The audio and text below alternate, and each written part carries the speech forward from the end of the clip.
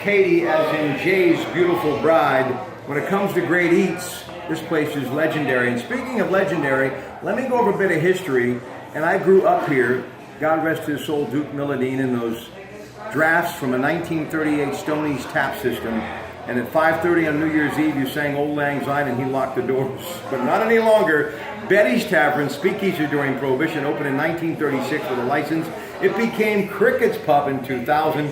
Woolly Bullies with the legend began in 04. The kitchen opened Nothing But Pizza, remodeled in 2016. As you can see, what a lovely establishment. Fresh premium burgers, delicious fries, smoked chicken, and these Gouda balls that we're going to be telling you about. Incredible. And a private room, catering, brunch, dinner, happy hour, and hors d'oeuvres. And who doesn't like a good hors d'oeuvre? Now, Miller Lite, of course. This will be going to Jim Equals for working he and his lovely bride with me tonight again, Naomi. And we got a lot to get to later on. But right now, we're going to talk more about your menu. This menu, I don't know how to describe it. It's kind of halfway between my mother's Thanksgiving dinner and any bar in New Brighton, because you get a whole lot and it's good. Everything's made in-house. We don't have any fryers.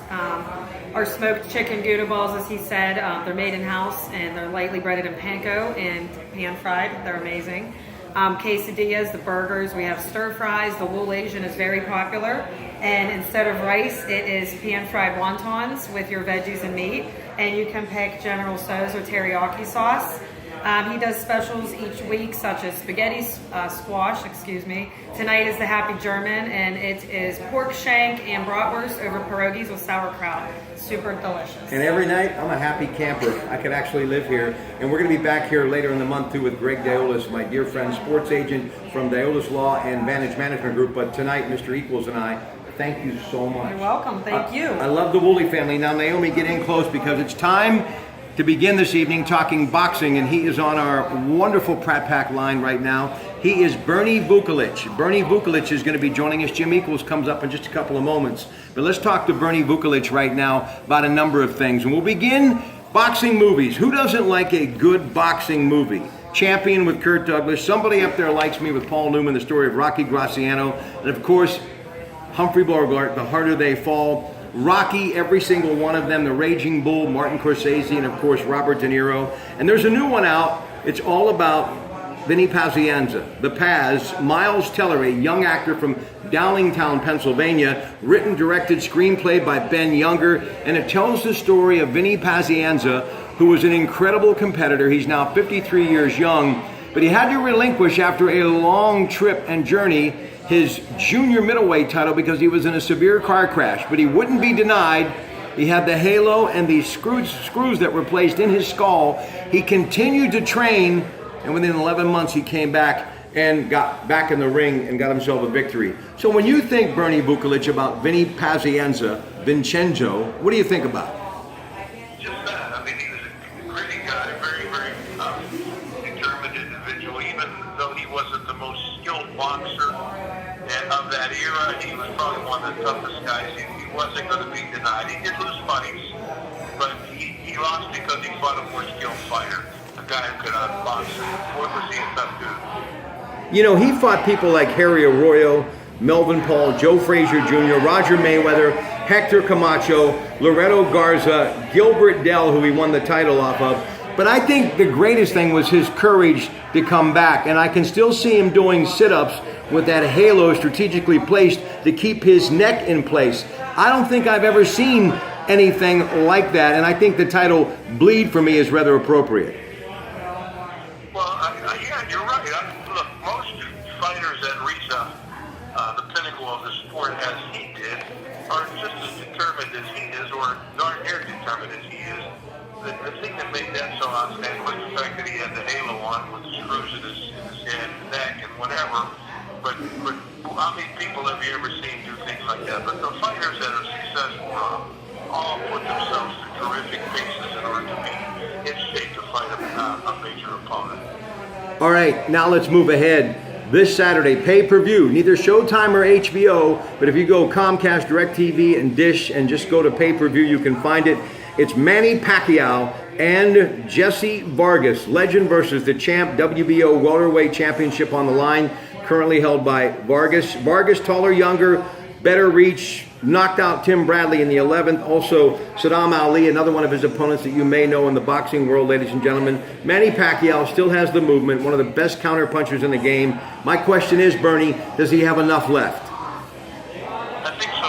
He's fighting a guy who's naturally a little bit bigger because he's a true welterweight, and Pacquiao's fought at that weight before, but he comes up from a much lighter weight. And so he's going to be giving up height, reach, and weight to this guy.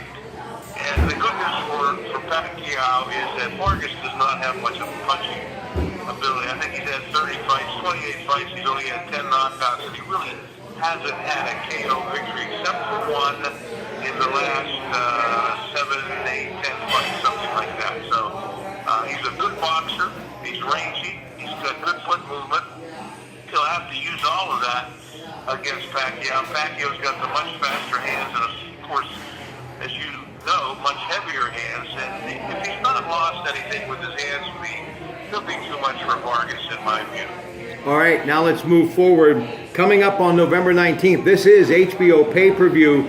Andre Ward, who was the super king of the 168-pound division for a long time, Sergey Kovalev. This guy is an incredible fighter, the Russian crusher, and he has had a great run in the light heavyweight division. WBA, IBF, WBO light heavyweight champion.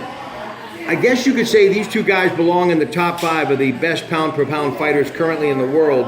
And when you think of Andre Ward, could be the best pound for pound, but he's had some issues, long layoff, injury, legal issues. But this will be a fight between two guys who have dominated the sport in their respective divisions. How do you like this thing as far as when it's all said and done? Will it even go the distance, Bernie?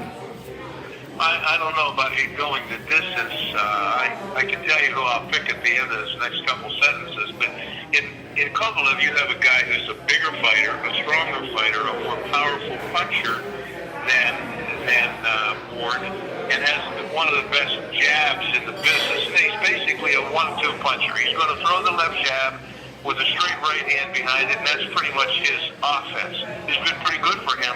He's had hundreds of amateur fights, and as you know, a pretty significant number of pro fights. So he's just a knockout guy, and if he can be effective with that 1-2 with Ward, he'll win the fight. Now, let's talk about Ward. Ward's a smaller guy. He's generally fought at 168 pounds. He's fighting as a light heavyweight, number one. But the thing you have to remember with Ward is his defense is superior. He's very hard to hit. The question is, if he gets hit with a flush punch on the jaw, what will happen?